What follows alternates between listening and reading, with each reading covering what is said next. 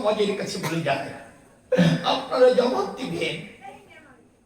একদিন আপনার মা, আমার মা তার সন্তানকে খাওয়াতে গিয়ে কেঁদেছে, চোখের জল আপনার গঙ্গা ধারায় বসেছে। যে সন্তানকে খাওয়াতে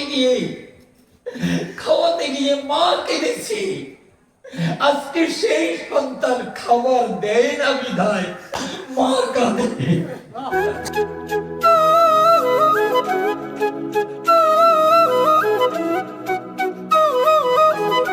বিদ্যাসাগর ভাবতেছে, মাকে কি বড় ব্যথা দিলাম, বড় ব্যথা দিলাম।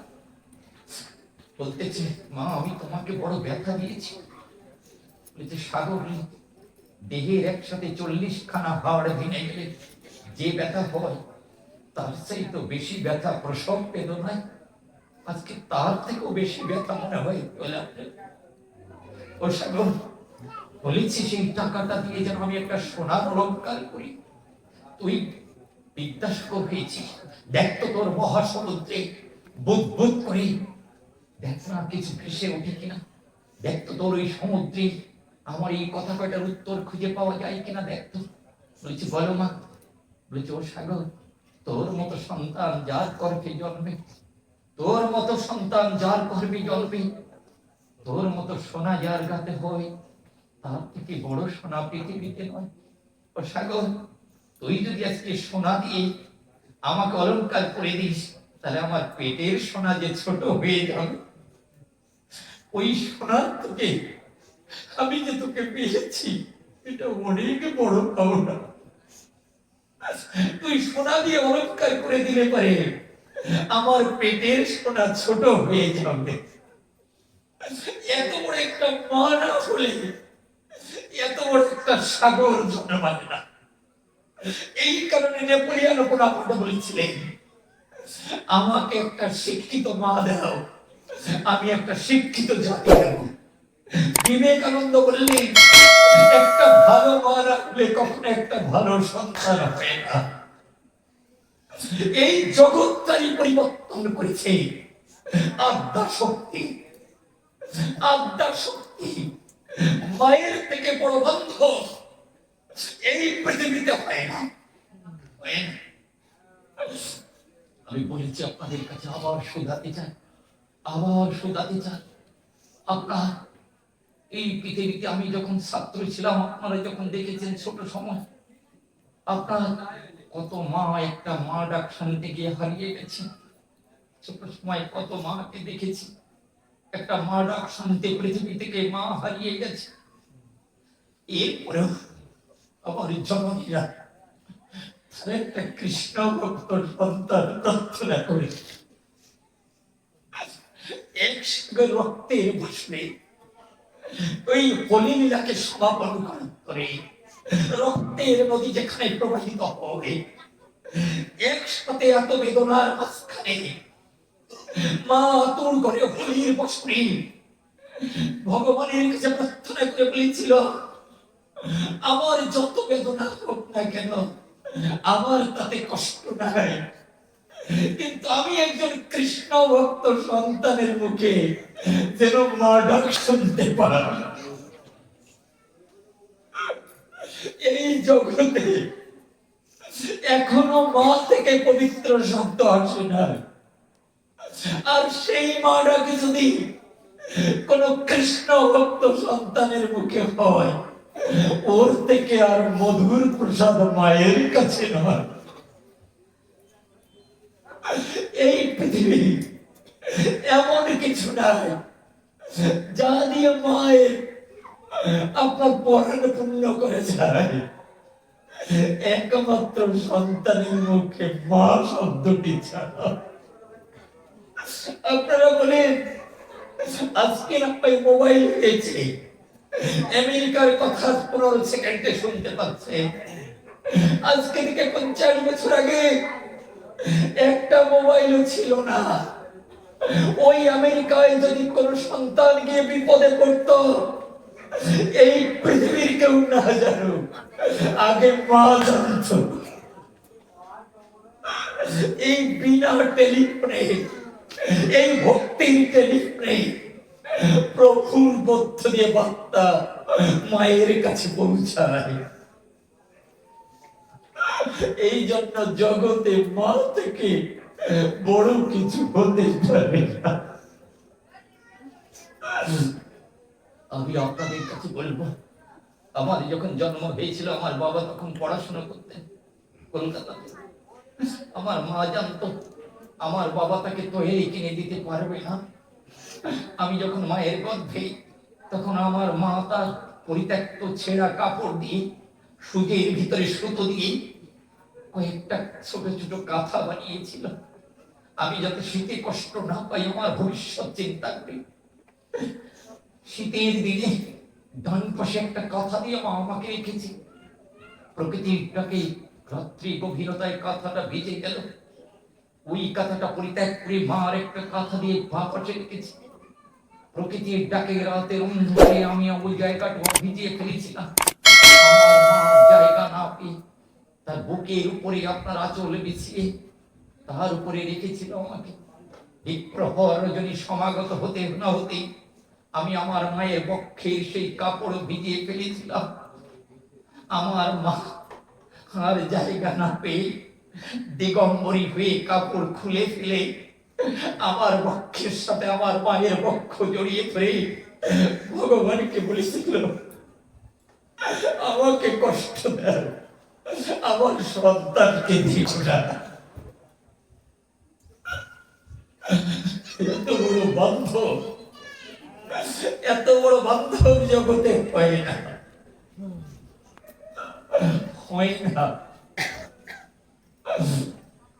আমি আপনাদের কাছে বলি, আপনারা হয়তো নেকে আমার এটা দেখেছেন, তারপরে বলবো, আপনার ও পাঠ করতেছিলাম কল্যাণীতে, বাইরের দেশ থেকে এসে কল্যাণীতে পাঠ করতেছিলাম। পাঠের শেষে একটা ফেসবুকে দেখতেছিলাম আপনার একটা থালায় করে মা ভালো করে ভাত আপনার মেখে ও থালাটা নিয়ে সন্তানের পিছনে পিছনে ছুটতেছে। ও খোকা, নে না বাবা, দুটো ভাত নে না, নে খোকা। আমি টেবিলের পাশে গিয়ে গাছের আড়ালে লুকিয়ে আছি, মা সেখানে গিয়ে বলতেছে, ও খোকা একটুখানি মুখখানা বেদনা কর, এই নে বাবা, এই দুটো প্রসাদ নে বাবা, নে। আমি খাই না বিধানে আপনার মা বলেছে, খোকারে আমি তোর পা জড়িয়ে ধরে এই প্রসাদ দুটো নে। সন্তানকে খাওয়াতে গিয়ে মা বিফল মনোরথ হয়ে চোখের জলধারা পড়েছে থালির উপরে, মনে হয় যেন গঙ্গা প্রবাহিত। আমি আপনাদের কাছে শিক্ষিত সমাজের কাছে বলে যাই, আপনারা জবাব দিবেন।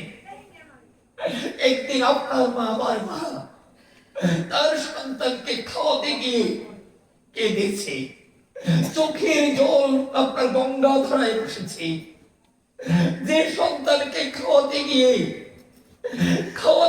মা কেঁদেছে, আজকে সেই সন্তান খাবার দেয় না বিধায় মা কাঁদে। যে সন্তানকে খাওয়াতে গিয়ে একদিন মা কেঁদেছে, আজকে সেই সন্তান খাবার দেয় না বিধায় মা কাঁদে। এই তো আপনাদের পৃথিবী, এই তো আপনাদের প্রেম প্রীতি। এটা হতে পারে না। আপনাদের আছে জানা, আব্রাহাম লিঙ্কনের মার নাম ছিল নেন্সি লিঙ্কন, বাবার নাম ছিল টমাস লিঙ্কন।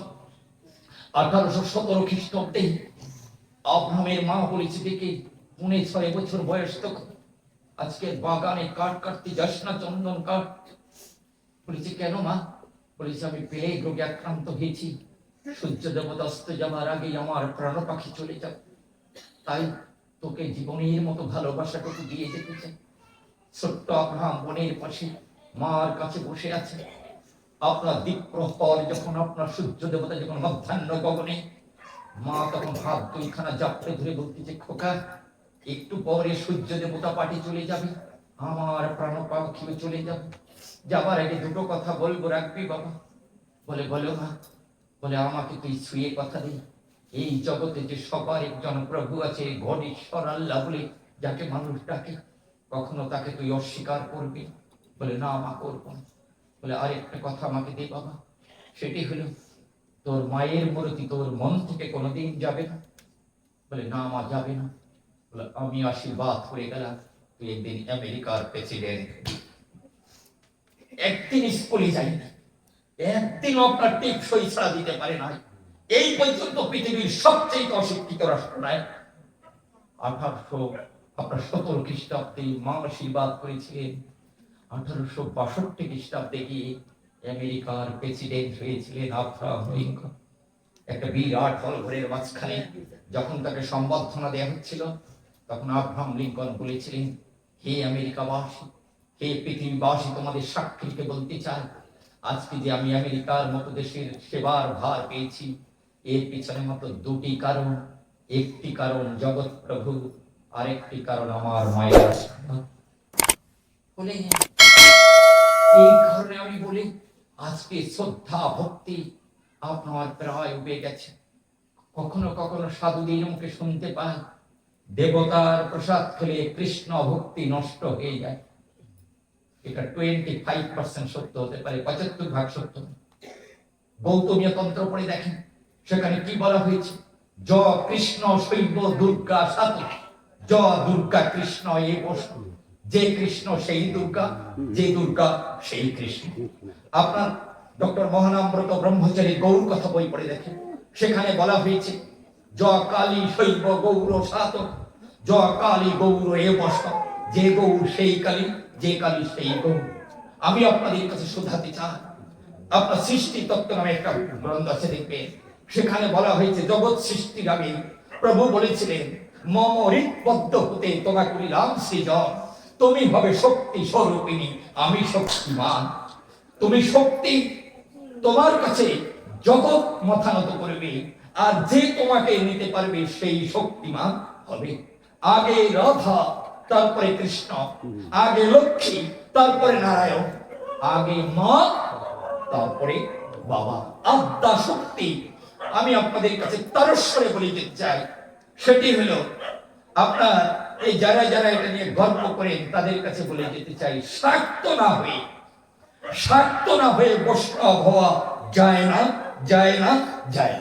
এই যে এসে বৃন্দা দেবীকে পূজা দিয়েছি, এটা শাক্তের পূজা নয়, বলে এটা আদ্যা শক্তির প্রতিমূর্তি নয়। তাহলে ওনার কৃপা ছাড়া প্রভুর কাছে আপনি যেতে পারবেন না।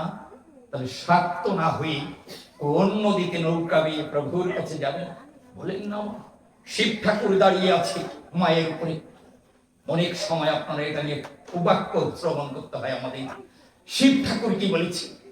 শক্তি যদি আমাদের হয় তাহলে আমি শিব, আর শক্তি যদি আমার হারা হয় তাহলে আমি সব। অর্থাৎ শক্তি আছে বিধায় আমি জীবন্ত, আর শক্তি না থাকলে আমি মৃত। যে আমার জীবন বাঁচায়, যে আমার জীবন বাঁচিয়ে আমাকে ভক্ত সঙ্গে পাঠায়, সে আমার গুরু হয়। ওই কারণে কৃষ্ণ গিয়ে রাধার পায়ে দর্শন দেয়। আপনাদের কাছে শোধাতে চায়, শক্তির আশীর্বাদ ছাড়া পরম পিতার সন্ধান পাওয়া যায় না।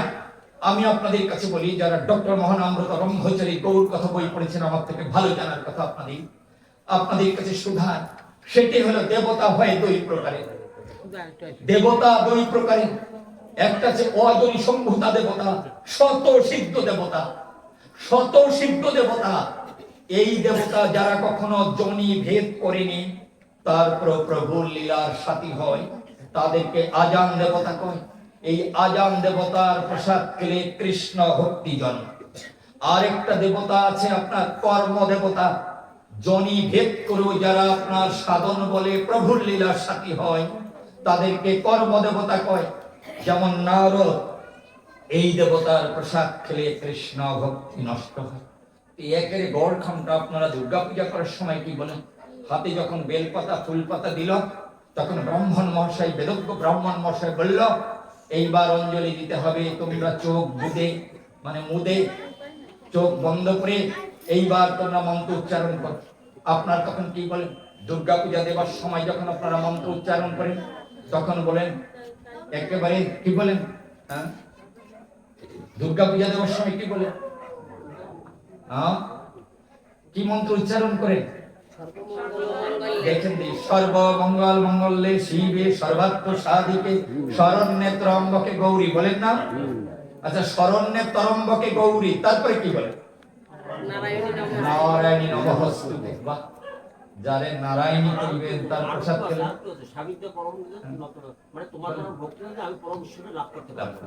আপনাদের কাছে শুধাই তাহলে বলেন, যাকে আপনি নারায়ণী বললেন তার হাতের প্রসাদ খাওয়া যাবে? নারায়ণ না থাকলে নারায়ণী, নারায়ণী না থাকলে নারায়ণ থাকে নাকি? বলেন। এই জন্য আমাদের কিছু ভ্রান্ত ধারণা আমাদের মধ্যে প্রতীয়মান রয়। আমি একটি জায়গায় শুধু বলবো, এটা জানি না আপনারা যারা আগে কীর্তন শুনতেন, আমি সেই স্থান থেকে শুনেছি, আপনাদের কাছ থেকেই শুনেছি।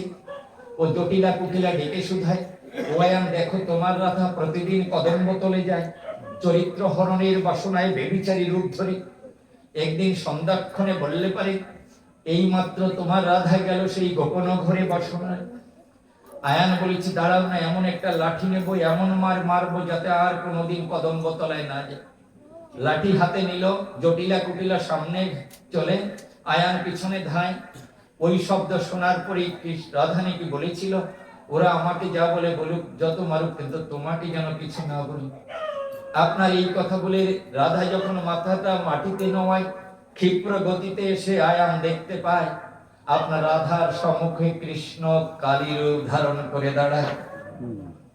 ঠিক না? কৃষ্ণ কালী বলে না? হ্যাঁ, কৃষ্ণ কালী বলে কিনা বলেন? বলে। আমি আপনাদের কাছে শুধাতে চাই, সেটাই হলো আমাদের কিছু বোঝার ভুল আছে বিধায় আজকে সনাতন ধর্মের মধ্যে আমরা বৈষম্যবাদ টেনে আনতেছি। আমি আপনাদের কাছে শুধাতে চাই, সেটি হলো যে বাবা মাকে খাবার দিবেন না, সারাদিন মালা জপেন। আমার মনে হয় ভগবান স্টেশনে বসে আছে আপনাদের জন্য। হ্যাঁ, একটা কথা মনে করিয়ে দিয়ে যেতে চাই, এই জগতে যারা বড় হয়েছে, এই জগতে যারা বড় হয়েছে, আপনার ধরা সতী যখন অধর কেটে দিয়েছিল, চাউল এনে যখন রন্ধন করেছিল, ও দুইজন বৈষ্ণব নারদার ভগবান বলল, যাও না গঙ্গা স্নান করো সমাপন। গঙ্গা স্নান শেষ করে আসলে পারে কলার পাতায় প্রসাদ দিলে পারে। ভগবান আপনার কলার পাতায় প্রসাদ নেবার বাসনায় হস্ত প্রসারিত করেছে। এই সময়ে আপনার ধরার দিকে তাকিয়ে বলতেছিল, আমা আমি এ প্রসাদ নিতে পারলাম। বলে, কেন বাবা? বলে, আমি দেখতে পাই তুমি আছো রজস্বালায়, এই রজস্বালার প্রসাদ কখনো গোবিন্দ প্রসাদ পাই না, তাই আমি এ প্রসাদ নিতে পারলাম না। ধরা হাত দিয়ে আপনার অধর চেপে ধরে ভগবানকে বলেছিল, বাবা আমি রজস্বালায় নেই। তাহলে বলেছিল, তাহলে রুদি আসে কোথা থেকে? বলেছিল, যখন ওই দোকানের কাছে গিয়েছিলাম, সমস্ত রাস্তা থেকে বিফল মনোরথ হয়ে দোকানের কাছে গেলে পারে দোকানি ছুরি ধরিয়ে দেয়। দোকানি বলেছিল, মনের ভরসে তুমি যদি তোমার অধর কেটে দিতে পারো তাহলে সম পরিমাণ চাউল তুমি পাবে। আমি তাই অধর কেটে দিয়ে তোমার মতো ভক্তদেরকে প্রসাদ দেবার করে আমি সেই কারণে সেই অধরের রুদি দ্বারা বয়। ভগবান তখন না থাকতে পেরে ভক্তের মনোবাসনা করিতে প্রণ চতুর্ভুজে দাঁড়ালেন আমার স্বয়ং ভগবান। বলল, ডেকে আমা দেখো না তোমার সমক ভাগে কে এসে দাঁড়ায়। ধরা দেখতে পায় ভুবন মোহন রূপে শঙ্খ চক্র গদা পদ্মধারী দাঁড়িয়ে আছে তার সমক ভাগে। বলো না তুমি আমার কাছে কি চাও? বলে, একবার যে তোমার ভুবন মোহন রূপ দেখে তার কিছু আর চাইবার থাকে? বলে, মা পাবার বাসনা থেকে বঞ্চিত হও, কিন্তু আমাকে দেবার বাসনা থেকে বঞ্চিত করো না। আমি ভক্তকে দিয়ে যে বড় আনন্দ পেতে চাই। বলেছিল, তাই দেবার যদি বাসনা থাকে তাহলে আমি তোমার কাছে এই বর চাই, আমি নিরন্তর ভাবে যেন তোমার মুখে মা ডাক শুনতে পাই। ভগবান বলেছিল, ডেকে তোমার বাসনা করিতে পূরণ। আগামী জন্মে আমি জন্মর বদবকির ঘরে যশোদা রূপে তোমার সেই অধর পান করে আমি নিরন্তর ভাবে তোমাকে মা বলে করিব সম্বোধন। এই কারণে আমি আপনাদের কাছে শুধাই, আদ্যা শক্তি এটা আমাদের বড় আপনার সাধনা। এখনো আমি আপনাদের কাছে বলি, পৃথিবীতে এখনো পৃথিবীতে আপনার সবচাইতে বেশি শিবের পূজা। শিবের পূজা এখনো পৃথিবীতে সবচাইতে বেশি হয়, শিবের পূজা। এক সময় শিবের প্রসাদ খেত না কিছু মানুষ, ওরা বলে শিবের প্রসাদ খেলেও কৃষ্ণ ভক্তি নষ্ট হয়ে যায়। বাড়ি গিয়ে একটুখানি অভিধান দেখি আমাকে আবার বলবেন, শিব শব্দের আবিধানিকত্ব হলো পরমাত্মা, শিব শব্দের আবিধানিকত্ব হলো পরমাত্মা। আর এই জগতে আপনি যা দেখেন, এই জগতে আপনি যা দেখেন এখনো শিবের বাইরে কিছু আসেনি।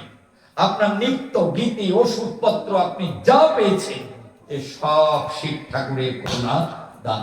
ও আপনি ভূতরে মন্ত্র যদি জানেন, আইতে কাটে যাইতে কাটে রামের করাতে কাটে, ভূত কাটে পেট কাটে নিশা কাটে ষোলো কাটে, কার আজ্ঞা? মহাদেবের আজ্ঞা। এই আজ্ঞা যদি নড়ে মহাদেবের জট ছেড়ে ভূমিষ্ঠে পড়ে। বলে এই নিত্য গীতি ওষুধপত্র সেবার যা আছে, যা পেয়েছেন সব শিব ঠাকুরের কৃপায়। এই কারণে শিব ঠাকুরকে আদি পুরুষ বলে জগতে শোধা। এই মহানাম কে করেছে দান? এই মহানাম কে করেছে দান? আগে যেখানে পাঠে যেতাম জিজ্ঞাসা করতাম, কেন আপনার নামের আগে ভাগবত দিচ্ছে? বলে জায়গাটা পবিত্র করার তরে। মোটেই সত্য কথা নয়। এই জগৎ যখন সৃষ্টি হলো, চারটে যুগ সম্পর্কে যখন ব্রহ্মার কাছে পরব্রহ্ম বলেছিল, তখন ব্রহ্মার কাছে কলিযুগ সম্পর্কে বলতে গিয়ে স্বয়ং প্রভু বলেছিলেন, যত্র ভবেৎ পুণ্যং শাস্ত্রং ভাগবতং কলৌ তত্র তত্র সদৈবং ভবামি ত্রিদশই সহ। অর্থাৎ কলিযুগ সম্পর্কে বলতে গিয়ে বললেন, যত্র ভবেৎ পুণ্যং শাস্ত্রং ভাগবতং কলৌ, অর্থাৎ কলিকালে যেখানে যেখানে ভাগবত পাঠ হবে আমি সমস্ত দেবতাদের নিয়ে সেই স্থানে উপস্থিত হব। এই কারণে আমরা মহানাম দেবার আগে আমরা প্রভুর কাছে প্রার্থনা জানাই, আমরা এই ভাগবত দিয়ে ভক্তি সহকারে আমরা সবাই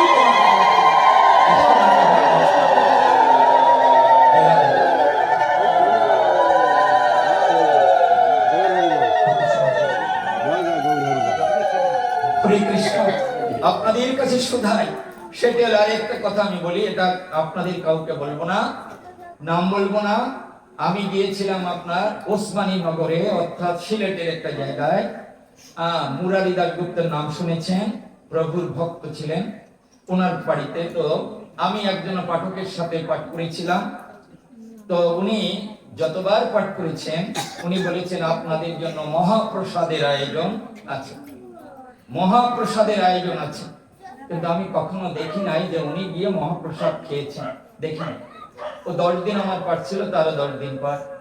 আপনার আমি 10 দিনই ভক্তদের সাথে মিশে প্রসাদ নিয়েছি। প্রসাদ আর মহাপ্রসাদ কাকে বলে?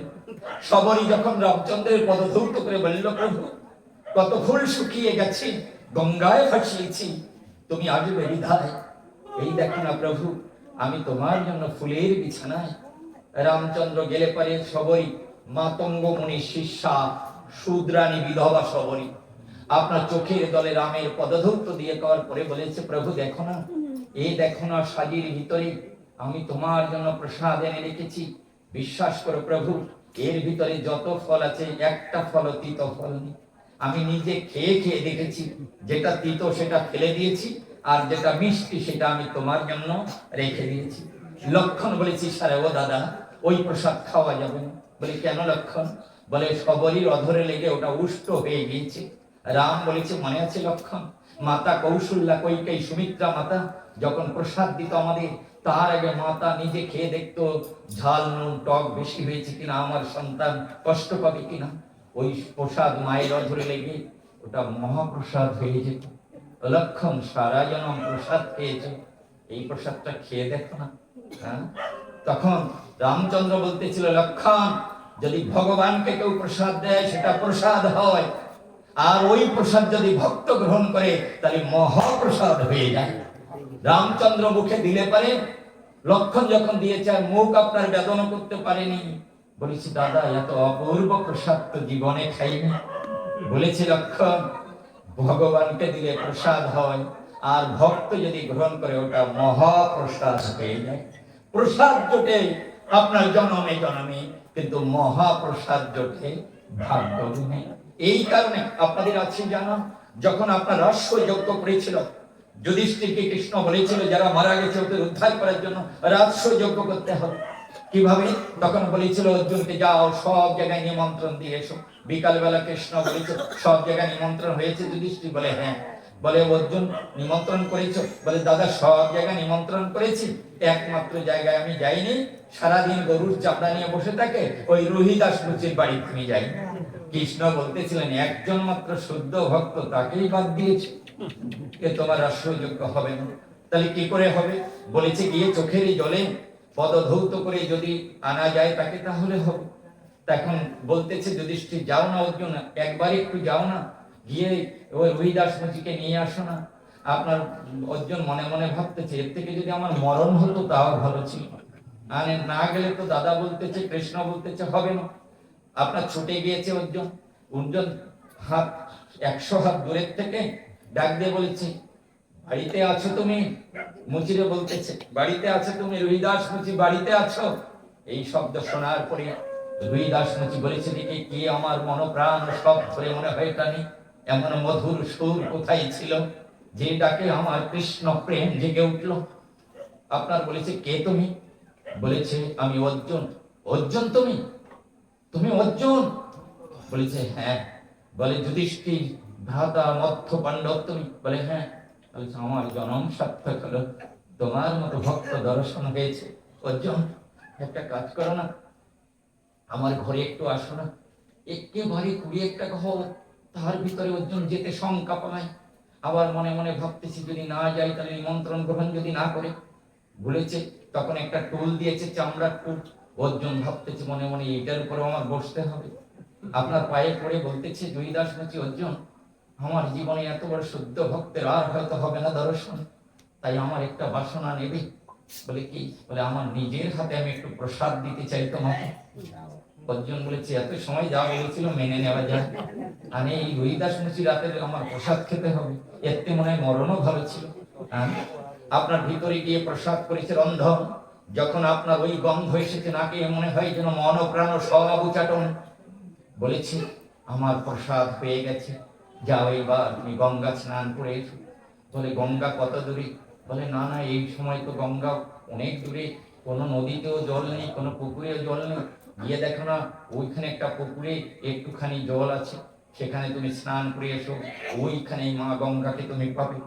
তোমার ভক্তি থাকলে পারে জগতের সমস্ত জলই গঙ্গা জল হয়ে যাবে, যাও না। আপনার এই কথা শোনার পরে গিয়েছে, গিয়ে দেখতে পায় সারা পুকুরটা আপনার চামড়া ভিজান, জলে একেবারে লাল পেয়ে গেছে। মনে মনে ভাবতেছে, এই জলে নাকি আমাকে স্নান করতে হবে। হ্যাঁ, এই জলে আপনার গিয়ে যখন পাটা স্পর্শ করেছি, মনে হয় এই জন্য একটা মহানন্দ পসরা বিকায়।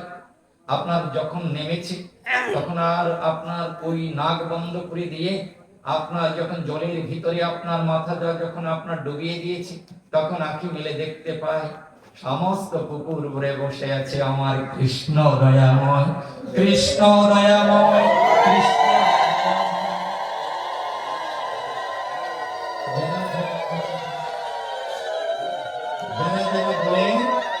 আমি আরেকটা কথা বলি, তারপরে আপনাদের দু একটা কথার উত্তর দিতে চাই। সেটি হলো, আপনারা বলেন অদীক্ষিত ব্যক্তির হাতের জল খাওয়া যাবে না, কেন?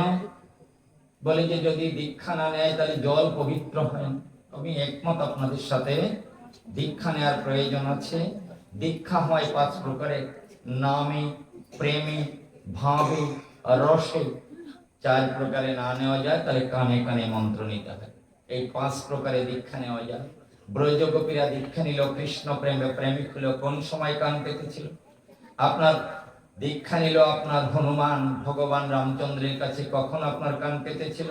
অর্জুন আপনার দীক্ষা নিল, কোন সময় কান পেতেছিল? মা যশোদা 2 বার করেছে দর্শন, কোন সময় কান পেতেছিল? যদি 4 প্রকারে না নেওয়া যায় তাহলে কানে কানে মন্ত্র নিতে হয়। আমি আপনাদের কাছে বলি, যারা যারা বলেন এ বাংলাদেশ ভারতে যত বিদেশি সাধুরা আসে না, আমি কারো পার্টিকুলারলি নাম বললাম না, ও সাধুকে সামনে বাংলাদেশের মানুষ যখন আপনার ওনাদের সাথে বৈঠক করে, তখন প্রত্যেকের সামনে একটা জলের বোতল দিয়ে দেয়। ওনারা মুখটি খুলে খুলে ঢক ঢক করে আপনার জল পান করে। এ বাংলাদেশের কোন আপনার দীক্ষালা মানুষ বানাইছে? বললেন যে দীক্ষা না নিলে তার হাতের জল খাওয়া যাবে না। কানে কানে মন্ত্র তখনই নিতে হয় যেখানে আপনার ভঙ্গুরতা বিরাজ করে, যার ভক্তি মোটেই অটুট নয়। না হলে এই 4টি ভাবে, নামে, প্রেমে, ভাবে, রসে, মন্ত্রে দীক্ষা নেওয়া যায়। যদি না পারা যায় 4 প্রকারের, তাহলে কানে কানে মন্ত্র নিতে হয়। 4 প্রকারের না নিতে পারলে কানে কানে মন্ত্র নিতে হয়। আমি শুধু আপনাদের কাছে একটা কথা শুধাই, মা যশোদা 2 বার আপনার কৃষ্ণের বিশ্বরূপ করেছিলেন দর্শন। একবার মা দুগ্ধ দিয়ে যখন চলে যায়, তখন হাই তুলেছে গোপাল, দুধ বেরিয়ে যাবে বিধায় মা ভাবতেছে মনে মনে। আপনার গিয়ে মুখের দিকে তাকিয়ে দেখতে পায় ওর ভিতরে বিশ্ব ব্রহ্মাণ্ড লুকায়। আপনার এরপরে ও আপনার ফিরে এসে বলরাম বলেছে একদিন মাঠ থেকে, মা তোমার গোপাল এতগুলো মাটি খেয়েছে, ওর অসুখ করবে। মা বলেছে মাটি খেয়েছে? মাথা নেড়ে বলেছে না খাইনি। কাছে কাছে আয়। কাছে কাছে আসলে পরে কান ধরেছে ভগবান, কান ধরে বলতেছে বেদনা কর মুখখানা। বেদনা করেছে যখন হাত দিয়েছে ঢুকিয়ে, কোন জায়গা মাটির সন্ধান না পায়। মা হাত বের করে বলেছে আরো বড় কর, আরো বড় কর, আরো বড় কর। যখন একেবারে বড় করেছে, মা তাকিয়ে দেখতে পায় সেখানে বিশ্ব ব্রহ্মাণ্ডে লুকায়, সেখানে কংসের কারাগার আছে। বলেন কয়বার বলেছিল অর্জুন, অর্জুন যখন আপনার ভগবানকে দেখতে পাচ্ছিলেন না কুরুক্ষেত্রে, তখন কি বলেছিলেন? অর্জুন বলেছিলাম যে তুমি আমাকে বলেছিলে তোমার রূপ দেখাবে, তোমার স্বরূপ দেখাবে, কোথায় গেলে তুমি? হাঁটু গেড়ে দিয়ে অর্জুন বলেছিল মন্ডসে যদি তৎসৎপম, তোমার যদি মনে হয় আমি ও রূপ দেখার উপযুক্ত তাহলে তুমি দেখাতে পারো। ভগবান কি বলেছিলেন? ভগবান বলেছিলেন দিব্যং দদামিতে চক্ষু। অর্জুন এই পৃথিবীটাও তার চোখের আলো আমাকে দেখতে পায় না। পায় না কেন বাবা? আপনারা দেখবেন আজকে আপনার এই সূর্য দেখা যায়নি, সূর্য নেই ছিল, দেখতে পাইনি কেন? হয় মেঘের আলোয়, না হয় কুয়াশায় ওই সূর্যের আলো আসেনি এই পৃথিবীতে। সূর্যের আলো আসেনি এই পৃথিবীতে, সূর্যের আলো আসেনি বিধায় আমরা সূর্যকে দেখতে পাইনি। তাহলে সূর্যকে দেখতে হলে সূর্যের আলো দিয়ে দেখতে হয়, তেমনি প্রভুকে দেখতে হলে প্রভুর কৃপার আলো দিয়ে দেখতে হয়। এই জন্য বলেছে দিব্যাং দদামিতে চক্ষু, অর্থাৎ আমার চোখের আলো আমি তোমাকে দিলাম, এইবার তুমি আমাকে করো দর্শন। আপনার শুদ্ধ ভক্তের এটাই প্রমাণ। আমি আপনাদের কাছে সে কারণে বলতে চাই, সেটি হলো ও যারা যারা খান না, সাধু হয়ে গেছেন না, খাওয়ার দরকার নেই।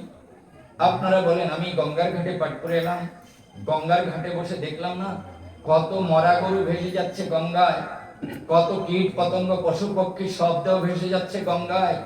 ও 1500 কিলোমিটার গঙ্গা, কোটি কোটি মানবের পাশ তার কিনারায়, লক্ষ লক্ষ মানুষ আপনার লেট্রিন বাথরুম ওয়াশরুমের পাইপ আপনার জুড়ে দিয়েছে গঙ্গা। নিমিষে নিমিষে মল মূত্র ভেদ বমি গঙ্গায়। সেই গঙ্গা জলে নিত কৃষ্ণ পূজা দিচ্ছে কেন? পৃথিবীর কেউ গঙ্গা বলে না, পৃথিবীর ভক্তিমান মানব জাতি কেউ গঙ্গা বলে না, বলে পতিত পাবনী মা গঙ্গা।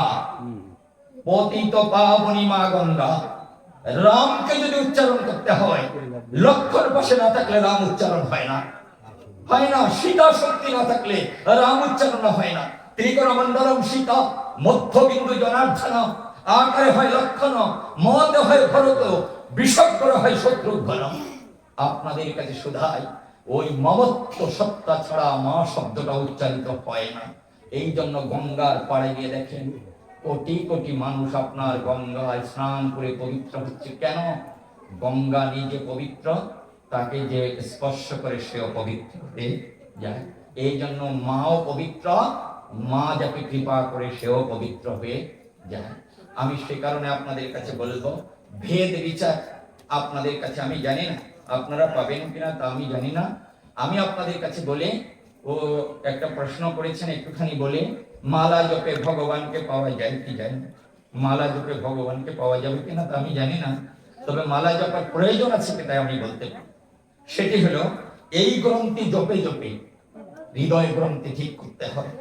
যত সময় হৃদয় গ্রন্থি ঠিক না হয় তত সময় আপনার জপার প্রয়োজন আছে। কখন? আপনাদের কাছে শুধাই, আপনার ছোট সময় স্কুলে যেতে চাইনি, পাঠশালার মাস্টারমশাইয়ের কাছে যেতে চাইনি, মা করেছে কি একটু কড়াই থেকে ঝিনুক দিয়ে কালিয়ে এনে দতে গুলে আর একটা পাতায় ক খ লেখা ছিল, এইটা নিয়ে একদিকে আমাকে ধরেছে উলঙ্গ অবস্থায়, আর একদিকে নিয়ে গেছে ছালা নিয়ে মাস্টারমশাইয়ের কাছে গিয়ে বসিয়েছে। মা আপনার কলমটা কঞ্চির কলম দিয়ে তাল পাতার উপরে ঘোরাতে চেষ্টা করেছে, 20-20 দিন হয়তো এমন গেছে যে আমি ধরতেও পারিনি। এরপরে মা আদ্যা শক্তি আমাকে ছাড়েনি, আমাকে গুরু পদে পৌঁছে দেওয়ার জন্য আমার মা আদ্যা শক্তি আপনার কলম দিয়ে কালিতে ভরিয়ে আপনার কর উপরে আমাকে ঘোরানোর চেষ্টা করেছে। কিছুদিন যাবার পরে যখন আমার কলমটা কালি স্পষ্ট করে কয়ের উপর ঘোরাতেছিলাম, তখন আমার মা চোখের জল ফেলে দিয়ে বলেছিল, বীরেন্দ্রে, যার জীবনে ক না হয় তার জীবনে কৃষ্ণ হয় না। ও আদ্যাক্ষর ক, আর অক্ষর প্রভু, ওই কয়ের ভিতরে কৃষ্ণ বিরাজমান রয়। আমার মা আমাকে শিখাইলো। আমি লিখতে লিখতে আপনার ক্ষিয়ক্ষর ঘরে যখন গিয়েছিলাম, তখন আমার মা বলেছিল, বীরেন, এত বড় জীবন, এত বড় কর্ম পথ পাড়ি দিয়ে আসার পরে যদি কখনো ক্ষয়ের ঘরে আসতে পারিস, ক্ষিয়ক্ষ মনে যদি লিপিবদ্ধ হয়, তাহলে মাথা নত করে প্রভুর কাছে ক্ষমা চেয়ে নিবি। ক্ষিয়ক্ষ না হলে ক্ষমা হয় না, ক্ষমা হয় না। আমার মা আমাকে সেদিন শিখিয়েছিল। আমার মায়ের দেওয়া সেই লেখা যতদিন আমি না পেরেছি খাড়ার উপরে লিখেছি। এক সময় খাড়ার উপরে লিখতে লিখতে যখন আমার সমস্ত অক্ষরগুলো হৃদ মন্দিরে প্রতীয়মান হলো, তখন আমি কোনো এক সময় খাড়া পাতা ছেড়ে দিয়ে আমি আখাড়া লেখা শিখে গেলাম। এই যতদিন আখাড়া না লেখা যায় ততদিন খাড়া পাতায় লিখতে হয়। 21,624 বার শ্বাস যায়।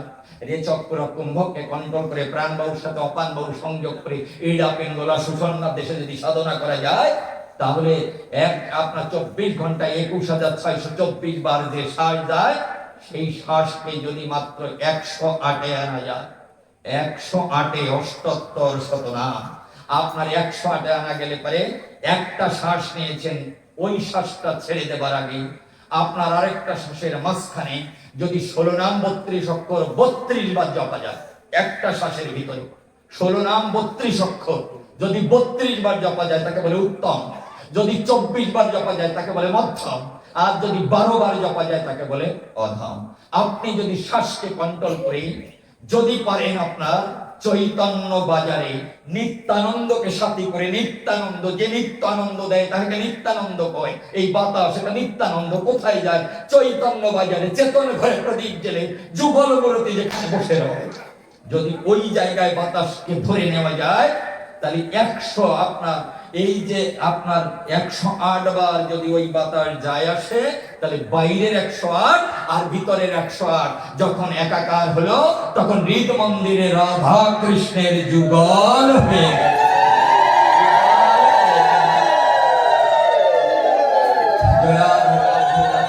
তো আমি আপনাদের কাছে শোধাতে চাই, আরেকটা জায়গায় একটু বলে, আপনারা যে জায়গাটায় শুনতে চেয়েছেন, এই যে আপনার বৈষ্ণব ধর্ম, আমরা যারা বলি না যে চৈতন্য মহাপ্রভু আমাদের কাছে বৈষ্ণব ধর্ম এনে দিয়েছেন, একদম সত্য। চৈতন্য মহাপ্রভু এটা আনেনি, ও চৈতন্য দেবকেই ডেকে এনেছেন অদ্বৈত গোসাই। অদ্বৈত গোসাই ডেকে এনেছিল কার কাছে? শিবের কাছে প্রার্থনা করে। এই নামের মালিককে ছিল পরব্রহ্ম দিয়েছিলেন শিব ঠাকুরকে। আপনার ষড়ক্ষরে ত্রিনাম হরে কৃষ্ণ রাম, হরে কৃষ্ণ রাম, এই নাম জপতেন সদা শিব, সদা শিব।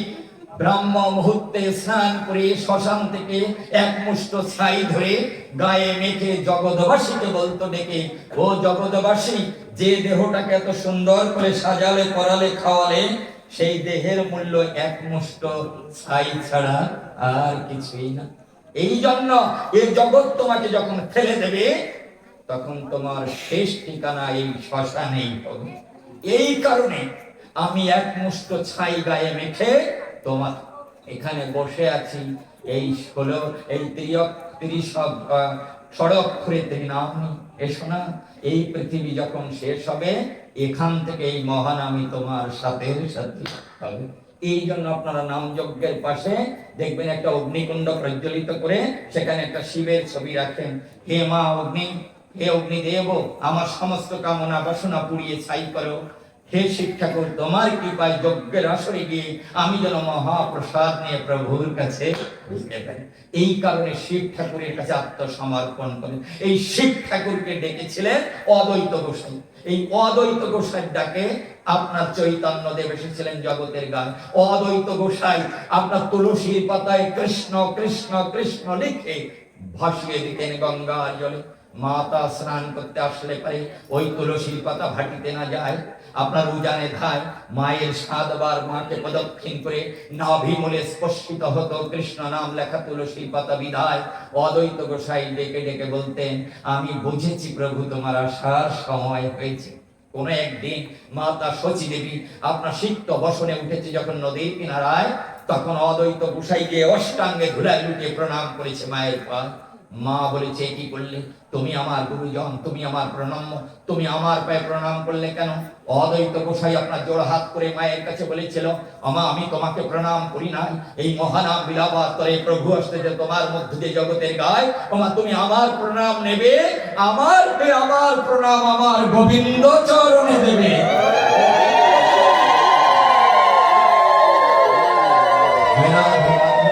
এই কারণে আপনার অদ্বৈত গোসাইটাকে আর এসেছিলেন প্রভু ধরায়। আমি আপনাদের কাছে সহজভাবে বলি, চৈতন্য মহাপ্রভু আসার 650 বছর আগে 4টা বৈষ্ণব ধর্ম পৃথিবীতে আবির্ভূত হয়েছিল। 4টা বৈষ্ণব ধর্ম চৈতন্য প্রভু আসার 650 বছর আগে। একটা শ্রী, একটা ব্রহ্ম, একটা রুদ্র, একটা সনক। আপনাদের কাছে শুধাই, যারা যারা একাদশী পালন করেন, এই তো গেল একাদশী, ও দেখবেন আপনাদের পঞ্জিকা খুলে নিম্মার্ক মতে একাদশী আছে না? নাকি বলেন আরেকটা আছে গোস্বামী মতে, অর্থাৎ ষড় গোস্বামীর যে মত সেটাকে বলা হয় গোস্বামী মতে। তো নিম্মার্ক মতে পেলেন কোথায়? অর্থাৎ এই 4টা বৈষ্ণব ধর্মের একটা বৈষ্ণব ধর্ম শ্রী, এটা রামানুজ প্রবর্তন করেছিলেন, আর মধ্যাচার্য একটা, আর রুদ্র আপনার করেছিলেন বিষ্ণু স্বামী। সনক সম্প্রদায়ের প্রতিষ্ঠাতা যিনি, তিনি হলেন নিম্মার্ক। এই নিম্মার্ক সাধনা করে দেখলেন, তপ জপ ধ্যান জ্ঞান ভজন কীর্তন পূজা পার্বণ সব করে যে ফল পাওয়া যায়, শুদ্ধ চিত্তে একাদশী পালন করলে সেই ফল লাভ করা যায়। এই কারণে নিম্মার্ক মতে একাদশী হয়। আমি আপনাদের কাছে বলি, চৈতন্য মহাপ্রভু এই নাম বিলিয়েছিলেন জগতের গায়। এই নাম চৈতন্য মহাপ্রভু বিলিয়েছিলেন জগতের গায়। এই না চৈতন্যকে ডেকে এনেছিলেন অদ্বৈত গোসাই। অদ্বৈত ভাবটা কি আপনাদের কাছে শুধাই। এ দেখেন না, তুলসী গাছের সাথে একটা শাখা জড়িয়ে আছে। এইখানে জল দিলে পারে ও গাছের যে রস পায়, শাখাও সেই রস পায়। এ তুলসীর পাতাও কৃষ্ণ পূজা হয়, এই শাখার পাতাও কৃষ্ণ পূজা হয়। অর্থাৎ আমিও যাহা তুমিও তাহা, এটাই অদ্বৈত ভাব। এই অদ্বৈত ভাবে আপনার তুমিও যাহা আমিও তাহা, আপনার এই অদ্বৈত গোসাই ডেকে এনেছিলেন আপনার চৈতন্যকে এই জগতের গায়ে। তো আমি আপনাদের কাছে শুধাই, যারা যারা বলেন না চৈতন্য সন্ন্যাস নেবার পরে, যারা যারা বলেন চৈতন্য দোষ যারা দেন বা বলেন যে চৈতন্য প্রভু বলেছে, আরেকটু ভালো করে পড়াশোনা করলে বলবেন না। যখন আপনার এসেছিল এই চৈতন্য প্রভু, যখন এসেছিল আপনার সিলেটে সুনামগঞ্জে অদ্বৈত গোসাইয়ের বাড়িতে, যিনি ডেকে এনেছিলেন, ওনার বাড়িতে আসলে পরে স্বরূপ দামোদরের নাম শুনেছেন আপনারা? স্বরূপ দামোদর, এই স্বরূপ দামোদর আপনার ওইখানে বসে, এটা স্বরূপ দামোদরের লেখা। এই যে চৈতন্য মহাপ্রভু আসার পরে চলে যাবার 45 বছর পরে আপনার চৈতন্য চরিতামৃত লেখা শুরু হয়। 65 বছরে গিয়ে শেষ হয়। আপনার লেগেছিল 20 বছর। এই যেখানে বসে যে কৃষ্ণদাস কবিরাজ মহাশয় যে চৈতন্য চরিতামৃত লিখলেন, উনি তো ছিলেন না সেই সময় ওখানে। ওখানে ছিল মাত্র 4 জন, যারা আপনার এই মহাপ্রসাদ পেয়েছিলেন। এই উড়িষ্যার বসে প্রতাপ রুদ্রের মন্ত্রী পরিষদের সদস্য রায় রামানন্দ, এই 4 জনে ছিলেন স্বরূপ দামোদর, রায় রামানন্দ, সিকি মাহাতি, মাধবী দাসী। এই 4 জন উপস্থিত ছিলেন সেখানে। চৈতন্য আপনার সেখানে ছিল না, যিনি চৈতন্য চরিতামৃত লিখেছেন কৃষ্ণদাস কবিরাজ। এই বই পড়ে, স্বরূপ দামোদরের পরচা পড়ে উনি আপনার লিখেছিলেন আপনার চৈতন্য চরিতামৃতের যে সবচাইতে, যেখানে আপনার এইটা সাধ্য সাধন তত্ত্ব লিখেছেন। আমি আপনাদের কাছে বলি, ওই বাড়িতে গেলে পরে স্বরূপ দামোদরকে চৈতন্য বলেছিলেন ডেকে, আমাকে আমার মাকে এনে দাও ঢাকা দক্ষিণ থেকে। পাঠ করিলাম কয়েকদিন আগে। ওখান থেকে 70-72 কিলোমিটার মাইল হবে। আপনার বললো, কেন মাকে আনতে যাব? তখন চৈতন্যদেব বললেন, আমি মায়ের হাতের প্রসাদ খেতে চাই। তখন আপনার অদ্বৈত গোসাই বললেন, না, সন্ন্যাস নিলে নারীর হাতের প্রসাদ খাওয়া যায় না। সন্ন্যাস নিলে নারীর হাতের প্রসাদ খাওয়া যায় না। আপনারা যারা চৈতন্য চরিতামৃত আমার থেকে ভালো জানেন, বাড়িতে গিয়ে মধ্যলীলায় পড়ে দেখেন, উত্তরে চৈতন্যদেব কি বলেছিলেন, যাহা কিছু কৃষ্ণ ভক্তি সম্পত্তি আমার, জননী প্রসাদে সব বিধান আছে। আমি সাধনা করে যে কৃষ্ণ প্রেম পেয়েছি, তাতে আমার মায়ের হাতের প্রসাদ খেতে আমার কোনো আপত্তি নাই। এখানে চৈতন্যদেবের কথা। উনি আপনার একারে পাটবাগানের মধ্যে গিয়ে বাদ্যক্রিয়া সমাপন করতেছিলেন, ওনার মুখে হরিনাম কীর্তন হচ্ছিল। তখন রাম গিয়ে বলল ডেকে, এইখানে তুমি বাহ্যক্রিয়া সমাপন করতেছো, এখানে বসে কেন কৃষ্ণ নাম নিচ্ছ? চৈতন্য মহাপ্রভু বললেন, আমি তো নিতে চাই না, কিন্তু আমার জিহ্বা তো আমাকে ছাড়ে না। তার মানেটা কি? জগৎটা কৃষ্ণময়। যারা এখানে মাস্টারমশাই আছেন ওনা ভালো বুঝবেন, বীজগণিতের কোন অঙ্ককে যদি আপনি শূন্যের কোঠায় নিতে পারেন, শূন্য শক্তিতে নিতে পারেন, তা কখনো শূন্য হয় না, হয় অন। অন বাই এক ইকুয়াল টু ওয়ান।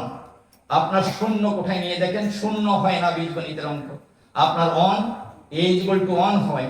অর্থাৎ এই পৃথিবীতে আপনি যা ফাঁকা দেখতেছেন সেটা ফাঁকা নয়, সেটা এক। তুমি আছো, তুমি ছিলে, তুমি থাকবে। জগৎটা কৃষ্ণময়, এই কারণে ও শূন্যটাও প্রভুর অবস্থান হয়। আমি আপনাদের কাছে শুধিয়ে যেতে চাই, সাধ্য সাধন তত্ত্ব যারা শুনতে চেয়েছেন, না বললে বলবেন, বীরান বসবর বললাম, এই সাধ্য সাধন তত্ত্বটা কি? এটা খুবই কঠিন।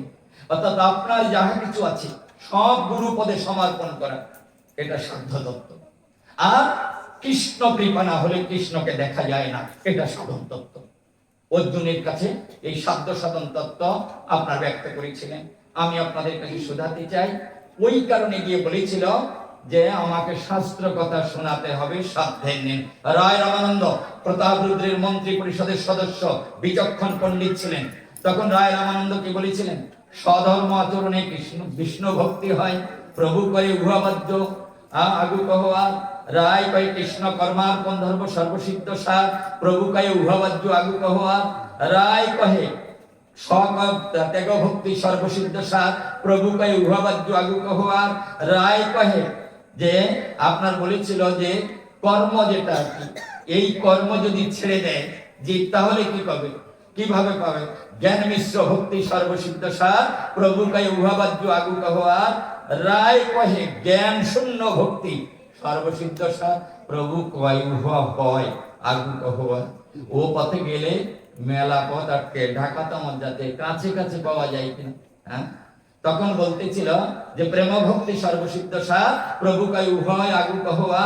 রায় কহে দাস্য প্রেম সর্বসিদ্ধ সার, প্রভু কয় উভয় হয় আগু কহা। রায় কহে সখ্য প্রেম সর্বসিদ্ধ সার, প্রভু কহে উভয় উত্তম আগু কহা। একবারও গীতার ভিতরে কৃষ্ণকে আপনার ভগবান বলে। অর্জুন বলেছে, হে কৃষ্ণ, হে যাদব, হে সখা। পিতা যেমন পুত্রের অপরাধ ক্ষমা করে, বন্ধু যেমন বন্ধুর অপরাধ ক্ষমা করে, সখা যেমন সখার অপরাধ ক্ষমা করে, আমাকে তেমনি করে ক্ষমা করে দাও। একবারও ভগবান বলেনি। এই তিনটি পথে ভগবানকে পাওয়া যায়, একটা সখ্য, একটা বাৎসল্য, আর একটা মধুর। এই তিন প্রেমে ভগবানকে পাওয়া যায়। আশ্রয় লইয়া ভজে তারে কৃষ্ণ নাহিতে যে, আর সব মরে অকারণ। এই তিনটি যে কোনো একটির সাথে ভগবানকে আপনার ভজনা করতে হবে। বলল সখ্য প্রেম সর্বসিদ্ধ সার। কেন বাবা? শ্রীরামকে বলেছে, ও শ্রীরাম, নিত্য তোর কাঁধে উঠে ফল পাড়ি, বাসনা জেগেছে আজকে তুই আমার কাঁধে উঠবি, স্কন্ধে উঠে ফল পেড়ে দিবি, সেই প্রসাদ করিব গ্রহণ। শ্রীরাম জিহ্বায় কামড় দিয়ে বলেছে, ছে আমি যদি তোমার স্কন্ধে উঠি তাহলে তোমার গায়ে আমার পায়ের ধুলি লেগে যাবে। ভগবান বলতেছে, ও শ্রীরাম, এতবার এলি গেলি তবু আমিত্ব না খেলি, এখনো আমার শব্দ আছে বর্তমান। ও শ্রীরাম তুই কার? কয় আমি তোমার। কয় তো দেহ মন জীবন যৌবন সব কার? কয় সব তোমার। ও শ্রীরাম পা দুখানা কার? কয় তাও তোমার। কয় পা দুখানা যদি আমার হয় তাহলে ধুলিটা কি তোর পাইনি? ও পাও আমার, ও ধুলিও আমার, আমার বস্তু আমাকে দিবি কেন? কার্পণ্য তো শ্রীরাম বল না আমায়। এই কথা শোনার পরে শ্রীরাম যখন স্কন্ধে উঠেছে, চুলের ঝুঁটি ধরে বসেছে। ভগবান বলতেছে, ও শ্রীরাম, উঠলেই যদি তাহলে ঝুঁটি ধরলি কেন? কয় যদি কোনো কারণে পড়ে যায়। ভগবানের কাঁধে উঠো, পড়ে যাওয়ার ভয় থাকে, একে অচৈতন্য ভক্ত বলে। মায়ের যে প্রেম, এই বাৎসল্য প্রেম কেন মধুর হলো? আপনাদের কাছে শুধাই, একটুখানি বলি। অর্জুন ভয় পেয়েছিল ভগবানকে দেখে, তুমি কত বড়, আমি কত ছোট, তুমি পৃথিবী জোড়া, আমি তার একটা বালুকণা মাত্র, তাই তোমাকে আমি কতবার বন্ধু সখা বলেছি।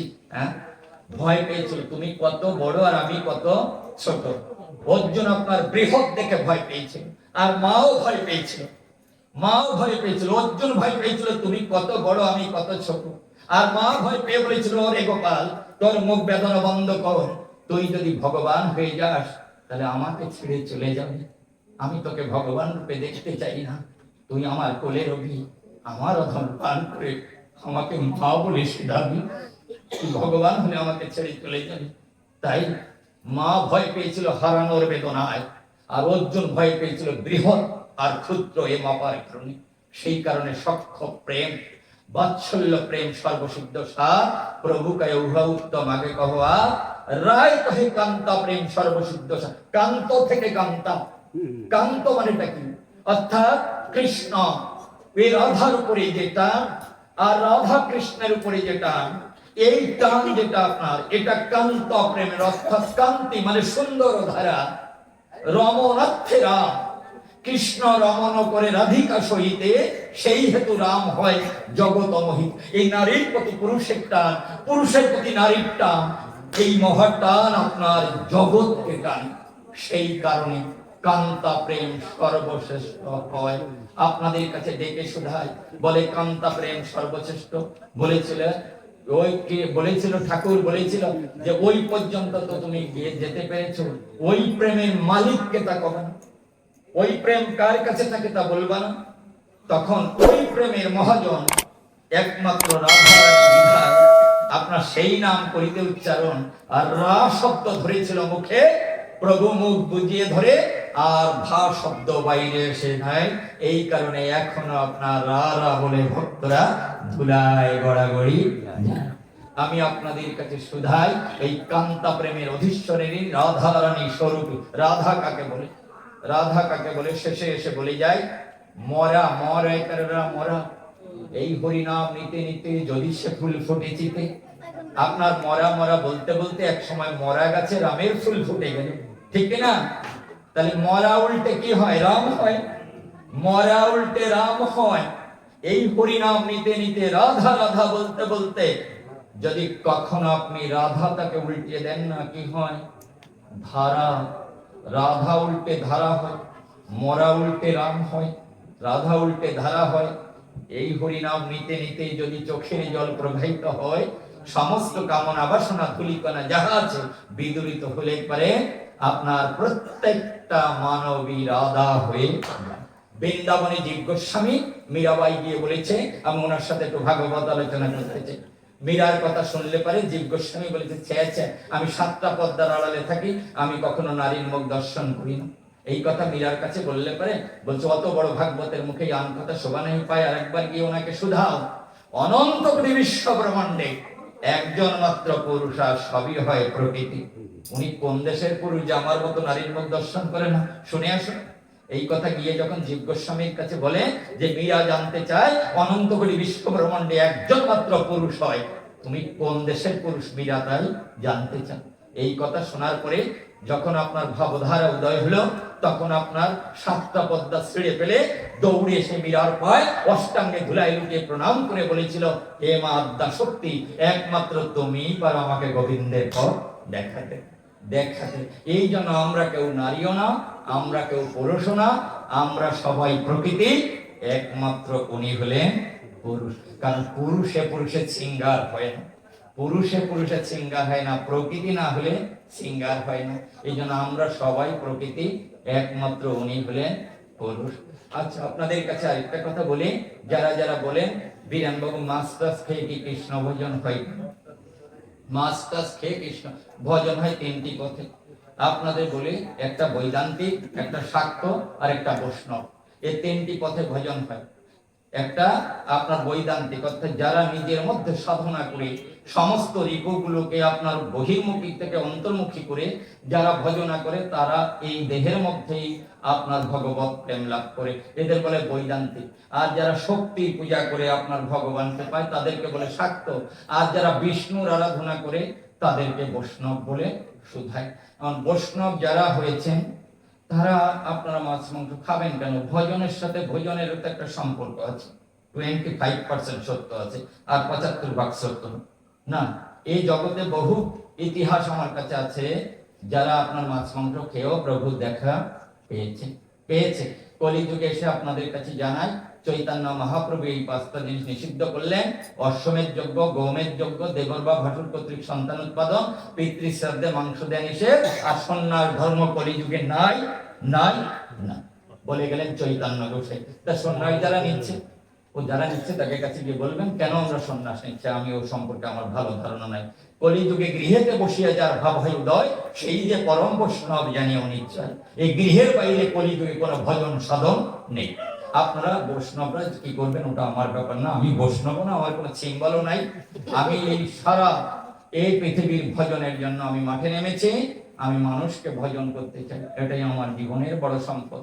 আর তারপরে আরেকটা কথা বলে যাই, ঢাকা শহরে অথবা কলকাতা শহরে বা আপনাদের চট্টগ্রাম সিলেট যেখানে যান, দেখবেন পৌষ মাঘ মাসে কিছু মানুষ একটা ছেঁড়া ছালার চট গায়ে দিয়ে কোকড়া হয়ে শুয়ে আছে, দেখেন না এরকম?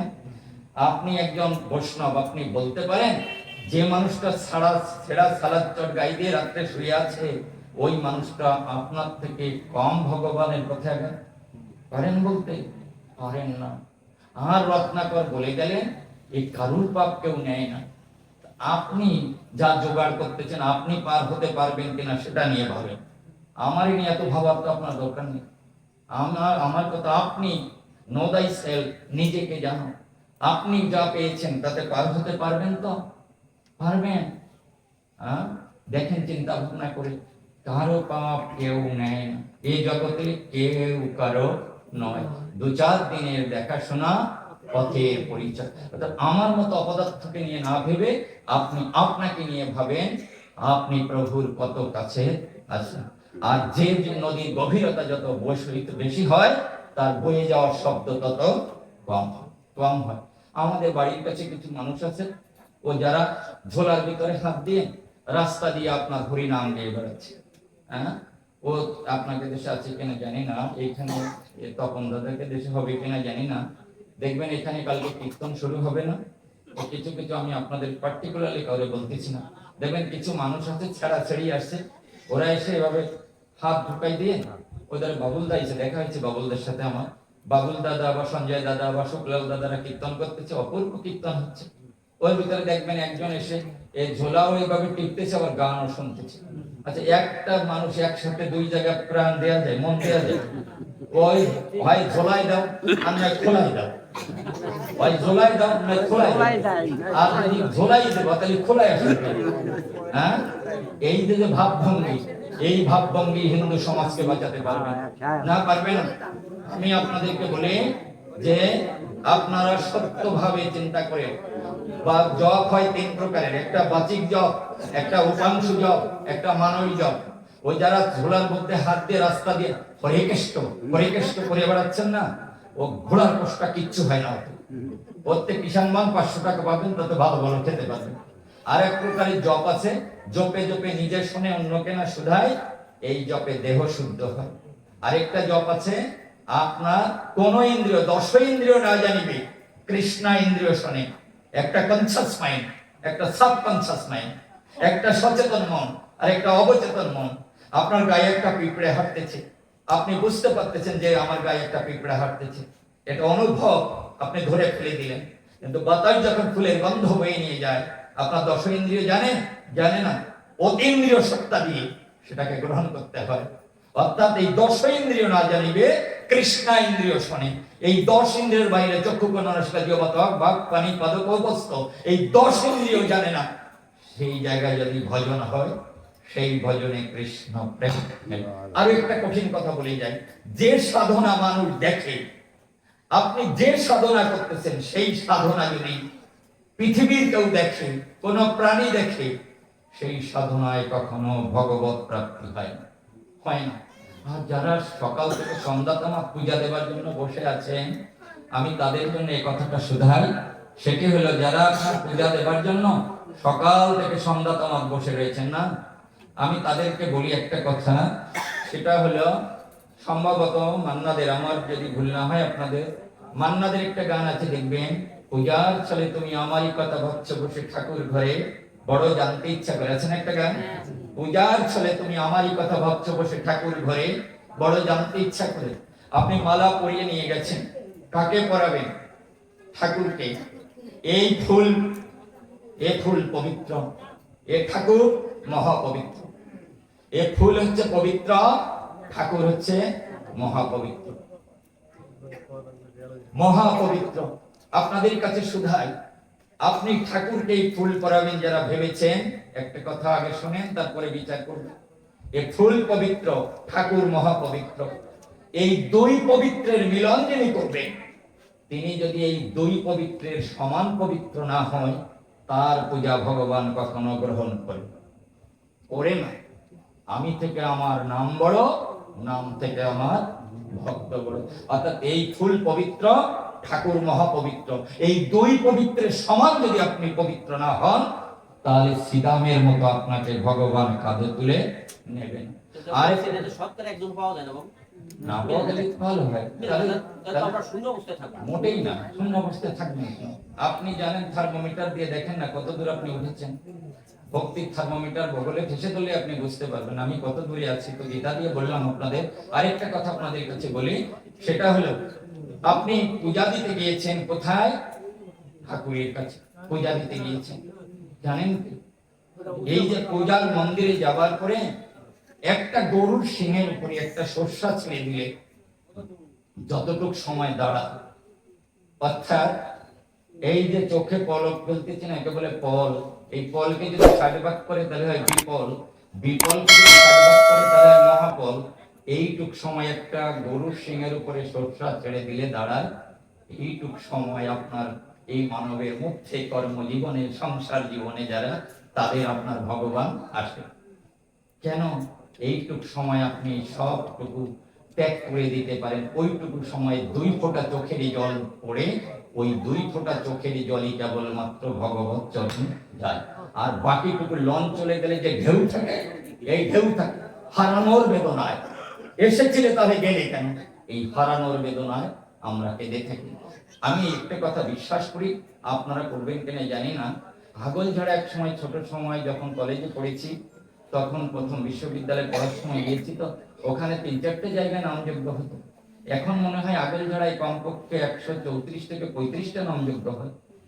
সিলেট, চট্টগ্রাম, কক্সবাজার, সারা দেশে পাঠ করতে গিয়ে দেখলাম বাংলাদেশের অর্ধেক হিন্দু চলে গেছে, কিন্তু নামযোগ্য বেড়ে গেছে। এই সারা দেশে নামযোগ্য বেড়েছে, আমরা নামের যোগ্য হচ্ছি না। নামযোগ্য বেড়েছে, এই কথাটা সত্য, কিন্তু আমরা নামের যোগ্য হচ্ছি না। আমরা যদি নামের যোগ্য হতাম, তাহলে পিতৃভূমি পরিত্যাগ করে কোনোদিনই যেতে হতো না। আমাদের নামের প্রতি বিশ্বাস নেই।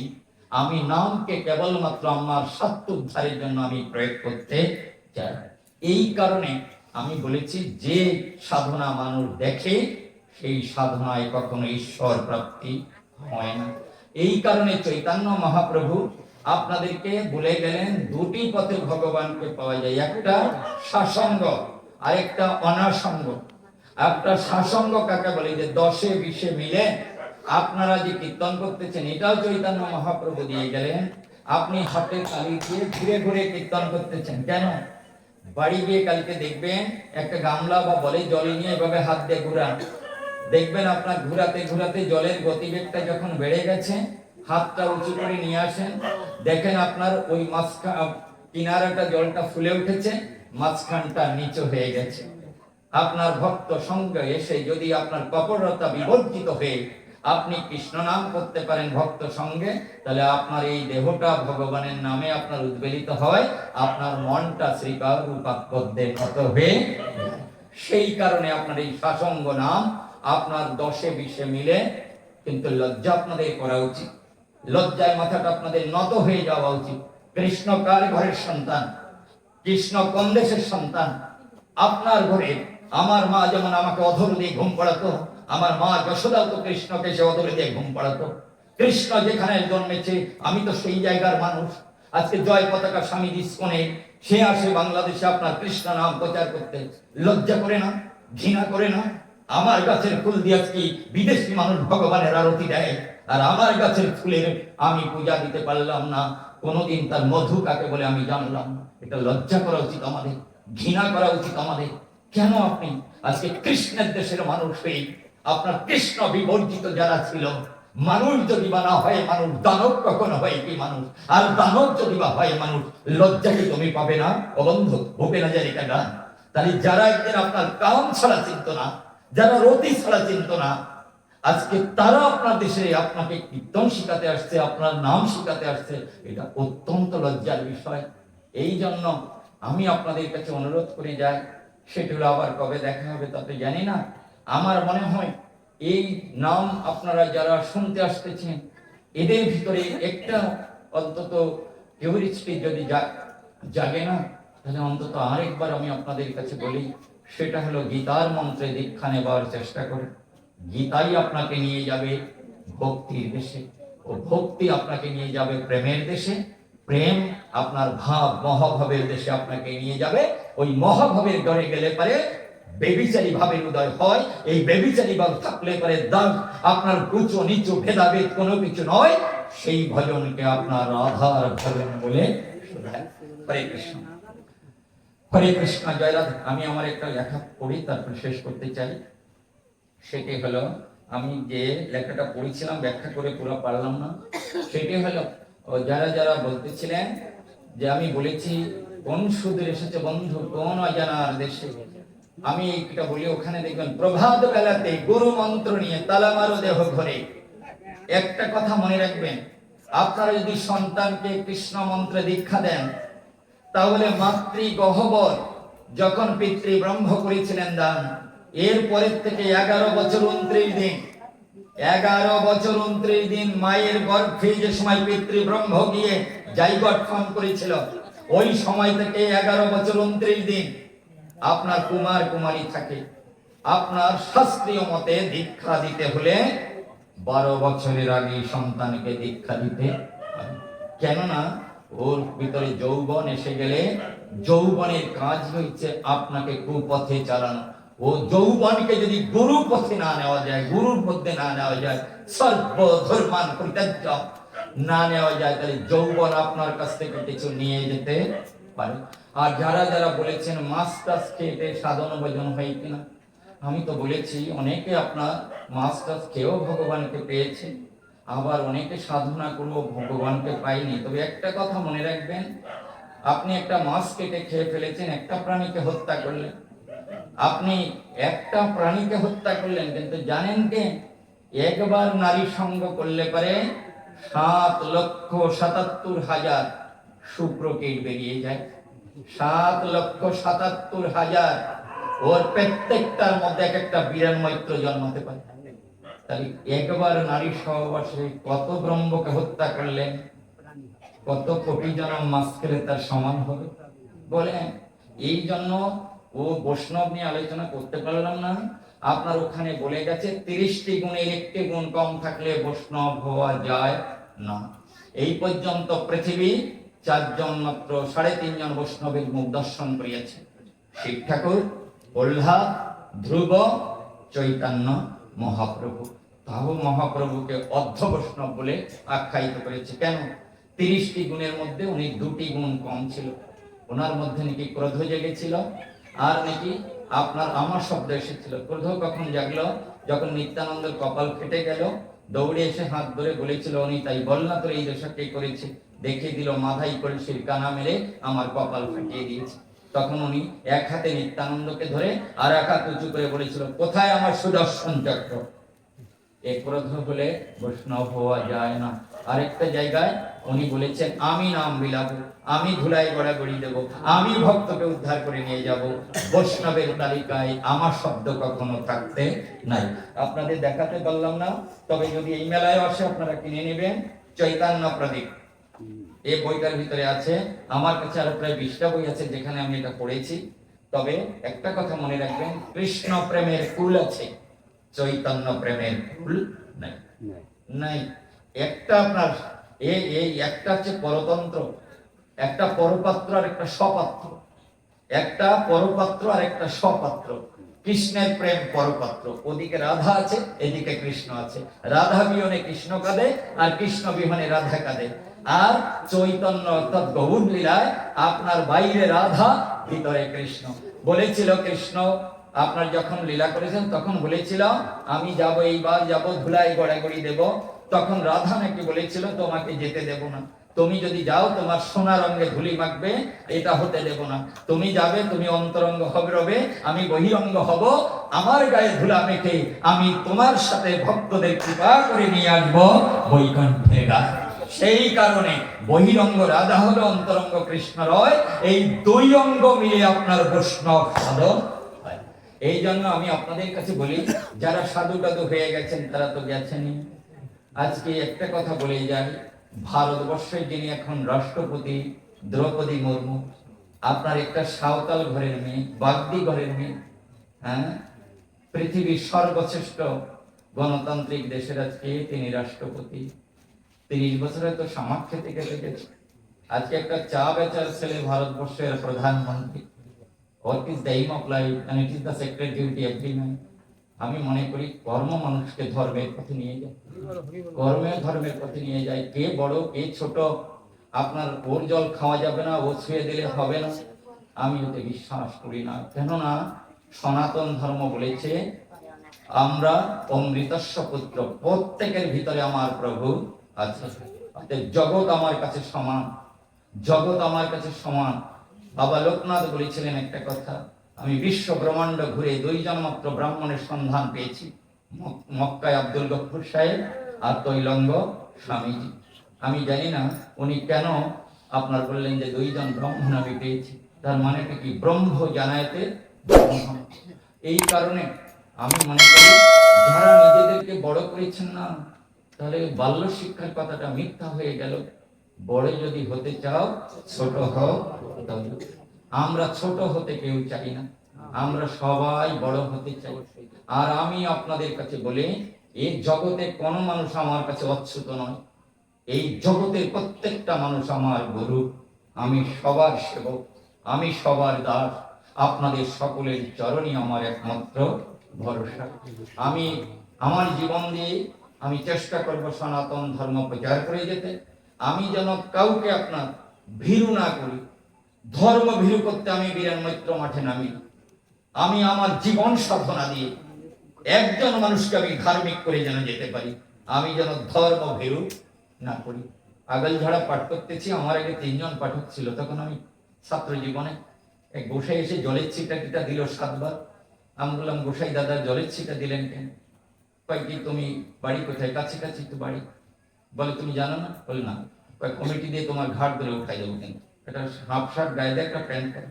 আমি বললাম, আপনি আমার ঘাট যতবার ধরেন না কেন, আমি তারপরেও বলবো যে 7 বার জলের ছিটে কেন দিলেন? কয় তুমি এটা বোঝো না? বলে না। কয় এই জায়গাটা পবিত্র করে নিলাম। আমি বললাম, এই জায়গাটাকে আপনি সৃষ্টি করেছেন না আপনার বাবা সৃষ্টি করেছেন? এই সৃষ্টিটা যিনি, ইনি এই জগৎটা যিনি সৃষ্টি করেছেন, এই তার সৃষ্টি যদি অপবিত্র হয় তাহলে তিনি অপবিত্র হয়ে যান। অতএব উনি পবিত্র বিধায় তার সৃষ্টিও পবিত্র। এই জায়গা এই 7টা বার জলের ছিটা না দিয়ে আপনার এই সপ্ততলা, গরুতলা, কৃষ্ণতলা, শিবতলা, সহস্রতলা, আজ্ঞাতলা, বিশুদ্ধতলা, অনাহততলা, মণিপুরীতলা, স্বধিষ্ঠানতলা, মূলাধারতলা, এই 7টা তলায় যদি এই সাধু সঙ্গ করে ভক্তির আপনার জল ছিটানো যায়, তাহলে এই দেহটা মধুর বৃন্দাবনে পরিণত হয়ে যায়। আমরা ভজন সাধন যাতে খালি মানুষকে দেখাচ্ছি, আমার মনটা দেখেন। এই জন্য অন্তর্মুখী আর বহির্মুখী এই দুটো সত্তা এখনো রয়ে যায়। আমি আমার একটা কবিতা বলবো, তারপরে আপনাদের ছেড়ে দেব। আমার জীবনের একটা প্রিয় কবিতা। বাবু, যাদের বয়স এখানে যারা উপস্থিত আছে না, সমাধি আরেক তপনদারটা যারা আছেন, আপনারা আগামী 3 দিনের পাঠ দিবেন। 1 দিনের পাঠে আমার এত কষ্ট দেওয়ার কাজ নেই। হ্যাঁ, আমি 1 দিনের টাকা নিয়ে যাব, 3 দিন পাঠ করে দিয়ে যাবো আপনাদের। তবুও কিছু দিতে চাই সমাজকে। সেটা হলো আপনার গোলক পাগল যখন আসলো তখন ওখানে আছে সমাধি হয় 3 প্রকারের। একটা সলিল সমাধি, একটা মৃত্তিকা সমাধি, আর একটা অগ্নি সমাধি। এই শ্রেষ্ঠ সমাধি হচ্ছে অগ্নি সমাধি। এটা কৃষ্ণেরও হয়েছে, বাবা লোকনাথের হয়েছে, রাজা দশরথের হয়েছে। হ্যাঁ, কৃষ্ণেরও কিন্তু অগ্নি সমাধি হয়েছে। তো আপনারা যারা বলেন যে না আমি মাথা মোড়ন করবো না, এটা নেই কোনো জায়গায়, একটু ভালো করে পড়েন। বিষ্ণু পুরাণ আর গৌড় পুরাণ পড়ে দেখেন। বিষ্ণু পুরাণে কি লেখা আছে, আমি বই নিয়ে আসছি, আমার কাছে আছে, যে দেখতে চান দেখাতে পারবো। বিষ্ণু পুরাণে বলা হয়েছে, প্রয়াগে তীর্থ যাত্রানাং পিতৃমাতৃ বিয়োগত কচনাং পবনাং কার্যং না ভিক্ষা বিকচ ভবে। প্রয়াগে যাওয়ার সময় তীর্থ দর্শন কালে আর বাবা মার মৃত্যুতে মস্তক মুন্ডন করিবে, অকারণে মস্তক মুন্ডন করিবে না। যখন আপনার কৃষ্ণের বয়স 3 বছর 4 মাস, তখন বাবা নন্দরাজ আর মা তাকে নিয়ে এসেছিল যশোদামতি কুরুক্ষেত্র দর্শনে। ওখানে গিয়ে ভদ্রাকালীর মন্দিরে বসে কৃষ্ণের মস্তক মুন্ডন করানো হয়েছিল। কেন? আপনার ওই মস্তক মুন্ডন করানোর পরে একটা সরস্বতীর মূর্তি করে পূজা দিয়ে নন্দরাজ বলেছে, বাবা সরস্বতীকে প্রণাম করো না, মায়ের পূজা হয়েছে, কৃষ্ণ প্রণাম করেন। কেন করে না? বাবা বলতেছে তুমি প্রণাম করলে না তোমার বিদ্যা লাভ হবে না। কৃষ্ণ বলতেছে সরস্বতী যে মম নারী, প্রণাম করিতে নারী, নন্দ তিরস্কার করি কহে বিদ্যা নাহি হবে তোর। নারায়ণের স্ত্রী না সরস্বতী?